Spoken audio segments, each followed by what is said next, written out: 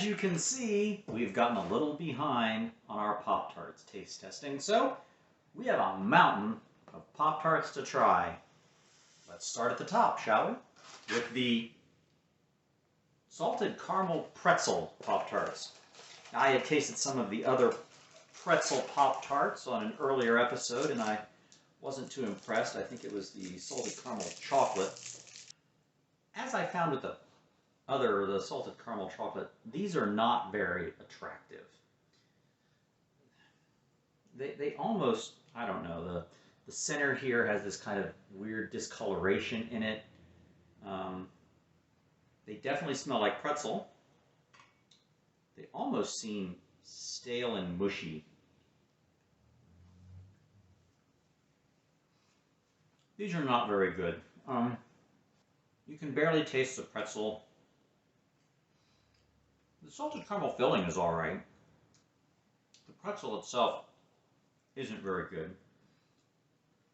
Maybe these would be better heated, but let's save that till the end and we'll just try all of them heated briefly. See if heating improves them, but right now these are just kind of meh at best. Next is Boston Cream Donut. I actually like a good Boston Cream Donut. Around here they're called Bavarian cream filled, but very traditional looking Pop-Tart.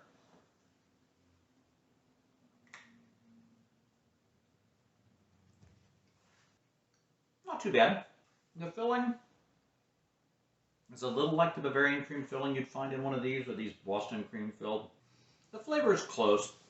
The chocolate filling on top tastes a lot like the chocolate like you get on one of these, so this one's not bad at all.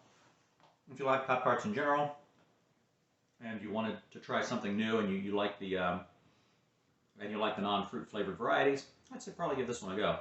It still doesn't compete with an actual Boston Cream Donut, though. Next, Frosted Apple Fritter. This one has a much better finish than some of the other Pop-Tarts we've seen. It actually seems to be fairly well done, as opposed to just this glop of frosting, which looks like it was put on by a child.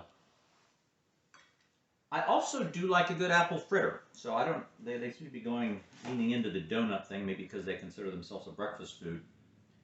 This is not a breakfast food. So maybe that's why they're putting these out. Not too bad, but it doesn't have the really good fried quality that an apple fritter would. While it doesn't taste bad, calling it apple fritter is kind of a stretch. The apple filling isn't as bad as like the crisp apple Pop-Tarts were. Those were pretty hideous, but this one's all right. If you like the fruitier flavors, wild berry or any of those, I'd probably give this one a go if you're in the habit of eating Pop-Tarts. Next in line, banana cream pie. Frosting not too badly applied to this one. I do kind of wish they would tend to push the frosting more to the edges on these, but because this little piece of edge dough is never very good, so this is not bad. It's clearly an artificial banana flavoring, but it does vaguely taste like banana cream pie. I was expected to be disappointed by this one, other than the fact that it is clearly an artificial banana flavor. It's not that different from banana pudding, which is what you'd get in a really cheap banana cream pie. So, for a Pop-Tart, this is not too bad. Alrighty then, last but not least. I was surprised to find these, but here they are nonetheless. Frosted Maple Eggo flavored Pop-Tarts. Oh my God, you just...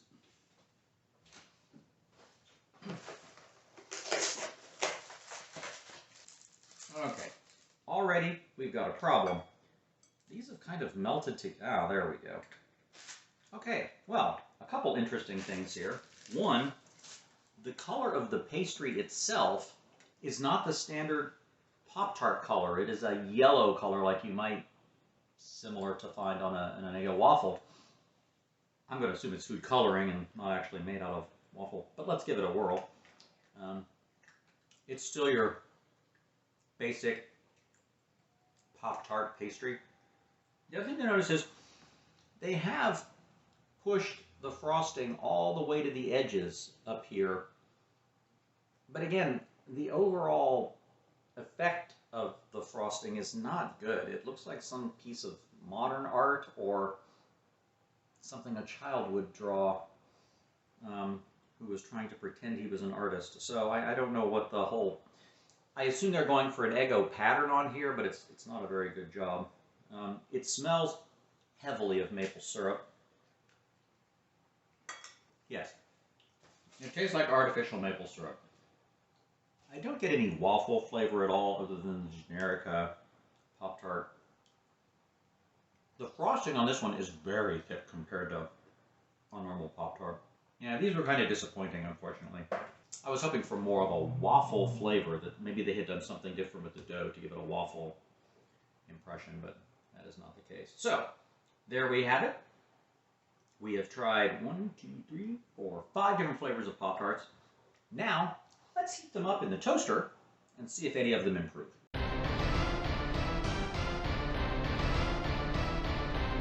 Okay, I've tried them all heated up, and it's pretty much as you would expect.